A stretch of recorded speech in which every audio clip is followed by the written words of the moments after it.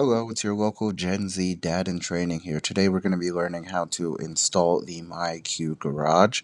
This video is going to be specifically for people who already have, first of all, a pre-wiring setup in their garage, and also for people who already have a Chamberlain MyQ garage or just a normal old boring regular garage and they already got everything set up. They're just looking to kind of plug and play everything. There are a lot of good videos out there, but I noticed that a lot of them were kind of starting from scratch and that was kind of annoying, so I decided to just go ahead and create this for people. About like 7 years ago, me and my dad did this. It was a fun project, pretty easy. So I kind of got the basics down.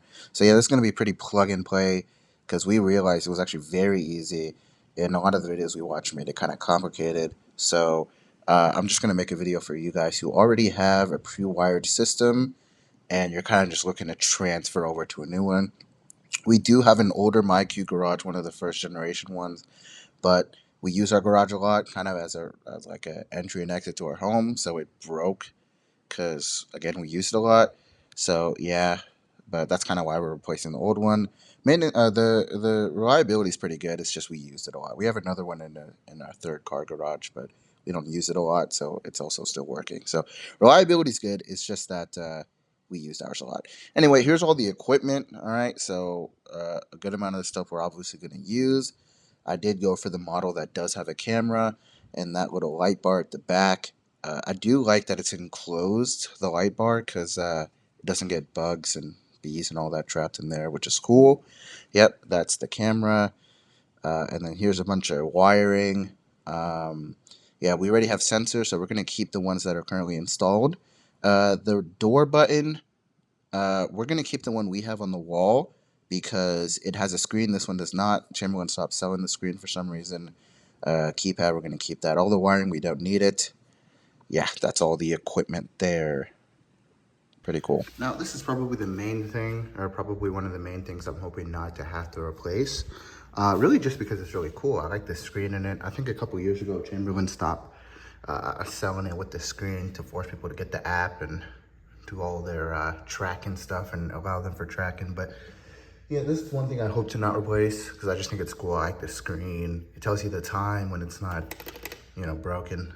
But yeah, the screen and then all the useful information here. So this is probably the main thing I'm hoping not to replace. We already got the sensors kind of hooked up here. So hopefully those should just be plug and play. Just keep them there. And of course, we kind of got all the mounting bars. All of that is already there. Again, so there's something that should hopefully be plug and play. Hopefully what we're gonna do is, I guess we can call this a minimally invasive procedure. We'll try to do as the least amount of work we could possibly do. So we're trying to keep everything kind of just stock. I guess we'll get started. Should probably first start by moving out my car and we'll get to business. And if you've seen this, don't worry about this. This is a project for another weekend. But let's first start with the more important thing, getting the new garage set up.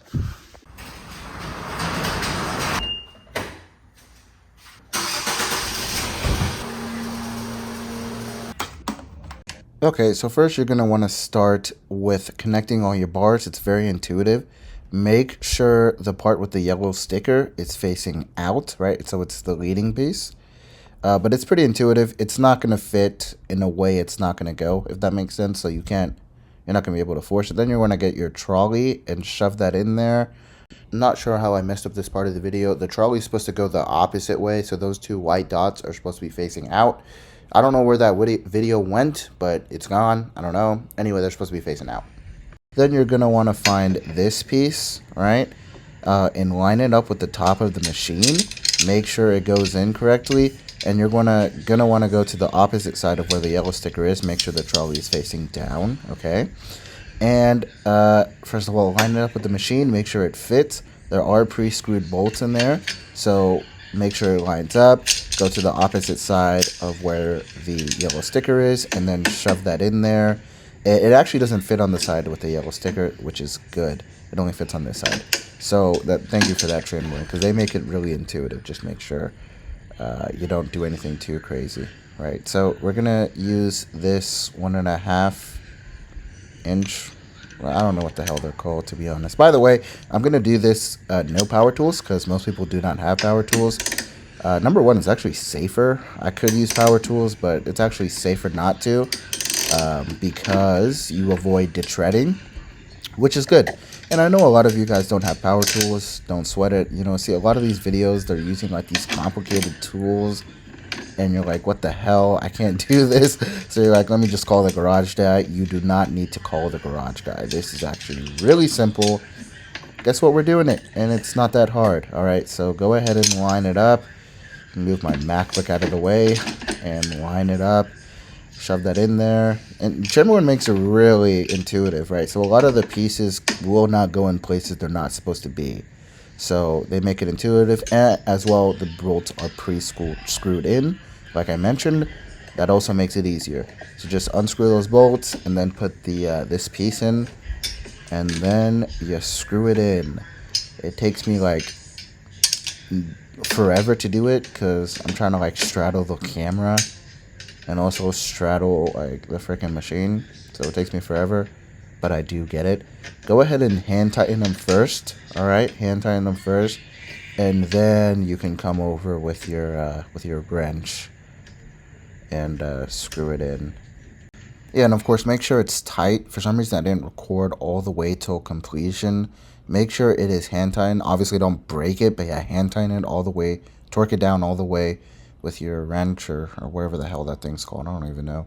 Anyway, I hope this kind of shows you that you don't have to be a master technician to get these things done. I don't know all the terms, but guys, this is pretty easy, right? Don't call your garage man. Let's do it ourselves, huh? All right, let's move on. Okay, so now you're going to want to find your stopper piece in the washer out of your little bag of goodies. Kind of wish they just individually wrapped everything. So, I mean, this comes inside of this, right? Kind of wish they individually wrapped everything, but that'd be more expensive, and I kind of understand. In our case, we're obviously not going to be using all of these because we are pre-wired and pre-set up. But yes, you do want to find your little stopper piece in the washer, and I'll show you where to put it. Okay, so you're going to want to find this last hole here and kind of slide it in there. Oops. Make sure it lines up with the bottom, and then you're going to want to put your tighten your washer over it. But obviously the point of this is to just stop it, which, you know, it's less than a horsepower, so boom, I don't imagine it. It's less than a horsepower, so I don't imagine it, you know, going crazy. And a point of reference, actually, while we're here, make sure you've done everything correctly so far. This, what is going to be the emergency release, should point towards the stopper. All right, so I just disconnected that, so reconnected. This emergency release should point towards this, both the stopper and the main machine, right? So that'll be a way to determine if you're doing it correctly so far. Okay, and now you're also gonna wanna lift the rail tab here. So kind of putting that closer, kind of just lifted this up. This is also another protectionist device. Just make sure that the little slider is not coming off. Okay, now we're gonna take the big long boy, all right? And we're gonna go ahead and pass it through the hoop connector. So there's this really long hole right here, and you're gonna wanna make sure the alligator side is facing down towards the machine.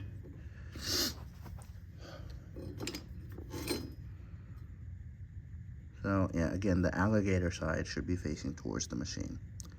And then loop it through all the way to the back. You're gonna wanna loop it all the way around and then make sure it kind of fits on this this belt line system, and it is already pre-lubed. Pause. So, all right, but before we kind of hook them up, we got to do something on the other side first. You're gonna want to find this spinny thing. Be careful, it is also pre-lubricated. Pause. Okay, so you're gonna want to undo all the tape on this little trolley system. You're also gonna want to find this black bolt with a lot of lead up on it. This little trolley system should already be pre-lubed. Pause. And we're gonna put it over there. All right, and no diddy, but you're gonna go ahead and have to lube this. You're gonna have to go ahead and lube the bolt up before you put it in. Okay. Pause. All right, you gotta say pause multiple times. All right, and then make sure it's all lubed up. And then don't put it on the ground or anything. Just go straight into putting it in the trolley. Right. So you're gonna want to move this back. Slide this bad boy in there. Okay. You're gonna want to slide your bolt in. Okay, and then you're gonna want to get the lug nut that came out of the same bag the trolley came out of, and then screw it on.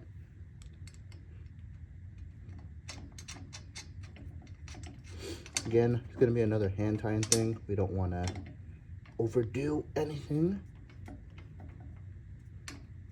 All right. Okay, and now you're gonna want to go round until you bring the little thing to engage the little bracket on this side. So you want to make sure the one that's poking out is able to be engaged by this, whatever you call it. You'll have to forgive me for not knowing the terms. Should be able to engage like this. Should stay firm like that. You're gonna want to round it all the way out until you get some tension. And not sure if you can see it, but on this side should be tensioned up. And yeah, so this is where the spring is gonna go. All right, and now we're gonna want to grab the spring. Should screw right out. Comes with this cool diagram too. You can read that for help, but yeah, we're gonna go through it in this video, so you can just read this for additional information. Cool. But yeah, you're gonna want to go ahead and unscrew this. Okay, and then now you're gonna want to grab this bad boy right here. Comes out of this. We'll probably go one by one on these just to make sure we got all of them. All right, so you're gonna want to grab this guy, and then you're gonna want to connect him like so. Okay, all right, so we got him connected like this. Hold on, move that over. Make sure it is connected like this. Once you do that, you want to grab the unscrewed piece, find the hole. Okay, and then you're gonna want to make sure it's all fastened up with this little thing here. It'll be a bit tricky to get it on. Just this will probably be the easiest way. Yeah, and yeah, connect it up like that. Okay, frick. Okay, so once you got it all locked in, don't drop it, and then this little piece, the remaining piece in that bag, should lock it all up for you. Okay, so it takes a little bit of finagling, but you'll eventually get it. All right, so once it's all set up, should look like this bad boy right here. Okay, we're almost done. We're gonna thread that through. Make sure the small washer looking thing is pointing out or pointing towards the thing you're screwing in. Yeah, and you're gonna wanna tighten that up. Okay. All right, so you want to keep on tying it until you can't tighten it no more. Okay, so you're gonna want to keep on tightening until it finally pops. It'll eventually pop and then tension spring. I kind of moved this out of the way, but yeah. You just move it back. Cool. So yeah, this is what it should look like. This silver piece should be touching this black piece on the back. That's how you know it's ready. If it is not, keep on going. It's going to be difficult, but keep on going. This needs to be tensioned. Okay, now that it's tightened, you're going to want to get this little cover, and you're going to place it on here. Just unscrew these provided bolts, and then fasten it down.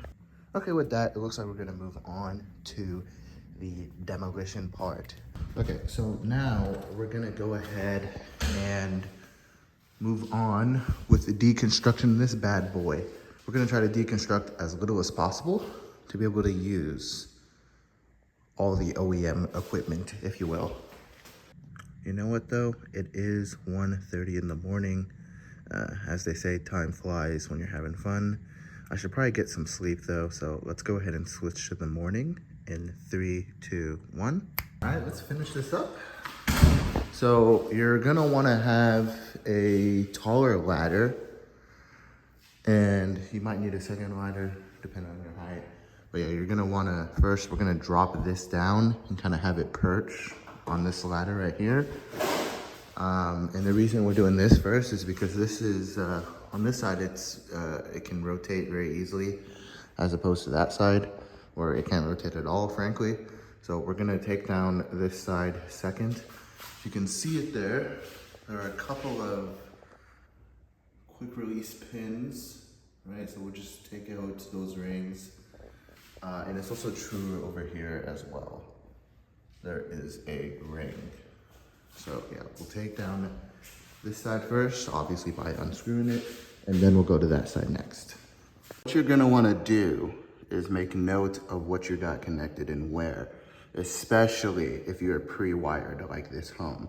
Because to be frank, I don't know the consequences of mixing up wires. It could be anything from whatever you're plugging in not working to short circuiting the entire system. We want to take no chances. So what I'm going to do is actually, tape up this piece right here. Because I am pre-wired, to be frank, I have no clue where this is going. All right, so I'm just gonna tape it up real nice, make it very obvious. Take no chances, right? So we have this red and white wire that is on the left, okay? And then we have 2 additional sets of red and white wires that are on the right. So these two, it doesn't matter what order they go in, they just have to be on the right. And then these ones on the left have to be on the left, right? So just make note of which is which before you start taking stuff off. So to go ahead and take it off, you just push in this orange piece and you kind of slide it out. I'll have to turn off the camera to do this, but yeah, you just push the orange piece and then slide it out. All right, so you're gonna wanna get the main system down. After you disconnect all the wires and from the plug and all that good stuff, you wanna just perch it on the ladder and then you move over to this side. Okay, so I would go ahead and start with disconnecting this boomerang bar. So just get it out of the little ring. Okay, and you're gonna wanna keep this little boomerang connector because we'll hopefully be able to get to use it later. And now the last part is to take off this, which is another one of those quick release pin connectors, and we should be good. Okay, and hopefully if everything is correct, you should be able to just kind of pre-line it up here. So yeah, we got the new garage system up. Looks very Darth Vader-ish, but yeah, you should be able to just pre-line it up and get the screw pins in. Okay, and then you're gonna want to get your banana bracket and line it up with the same pins we kind of just took off. Should be a perfect fit. You kind of have to move this obviously to match where you need it to match, but yeah, should be a perfect fit. Okay, and then at this point while we're here, we'll go ahead and tie on the emergency quick release. You wanna tie that onto this little dangling black piece right here. Great, so once you get it all screwed up, right? You get everything screwed up, then you're gonna wanna go to the back, okay? And remember where everything was supposed to lay. All right, so open this back door here. I don't want to show you all the information, but just remember where everything was supposed to line up and then get to business. We'll get to setting it up now. And also update, it looks good so far. It looks like it's gonna work, we'll see. But looks so far, I don't have to replace this, so we get to keep the cool screen. So far, sensors look good as well. I don't think there's any issue with them. But of course, we gotta set it up and make sure everything's good. Okay, and then boom, once you get everything set up, hopefully it should be plug and play. But there may be an issue or two. For example, your sensors might be misaligned. If your sensors are misaligned, the flashers are going to beep twice, or they're going to flash twice, excuse me.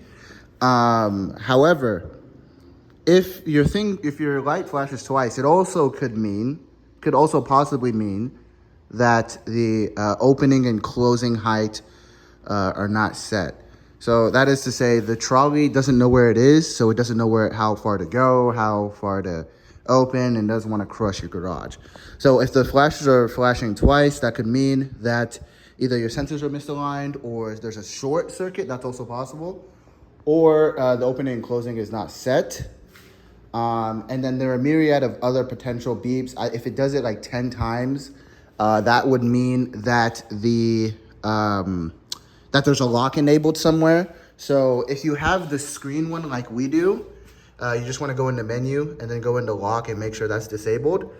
If you have the one without the screen, you should be able to just kind of flip this cover open, and then should be a button on one side with the lock, and you should be able to disable it that way. Those are probably the main types of error codes people get after setting them up.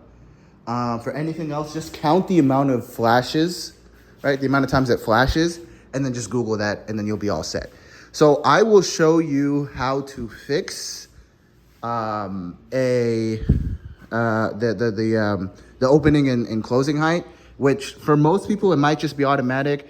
But even if it is automatic, maybe you don't want it to close as much, or you want it to kind of leave a crack open, whatever it is, right? So I'll show you what you need to do if you want to set the opening and closing height. So what you're gonna want to do is find this little panel on the back. You're gonna want to hold the middle learn button until it beeps. Now you see the upper is flashing. So at this point, you just want to adjust the opening height to whatever you want it to be, right? So you can kind of adjust it as needed. It's kind of perfect for us already, so. Honestly, I'd prefer for it to kind of, the garage has a natural opening and closing kind of level. So you kind of want it to fall within that range. Using my eyes, it needs to come down a little bit. So yeah, I wouldn't take too long because I'm not sure if this times out, but yeah, kind of just adjust it. And sorry for the camera angle. I'm trying to avoid showing you all the info that's on the back of our thing. Right, so, okay, that's about where it was. All right, so that is good for us. So once, I'll probably just notch it up just a little bit. I believe that's where the natural height was. All right. So once you do that, then you press the middle button again. Then the bottom flashes. So now you should close it to wherever you want it to be closed. Make sure you don't go too much because you don't want it to fold the garage in on itself. So once you kind of get close, you probably want to hold it and just make sure it's right. So now it's closed. You press the middle button again, flashes to acknowledge.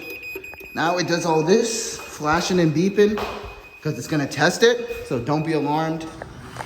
That beep is actually a purview or a preview of what you're gonna see when you do get the MyQ set up. So with the phone app and all of that good stuff. So yeah, this is what happens when you try to close it from your phone. It does the beeping first to tell anybody who's in position or in person that it's about to close. It doesn't do it when it opens, but it does it when it closes. And then it closes, and then it does the beep acknowledgement that it's all set up. Okay.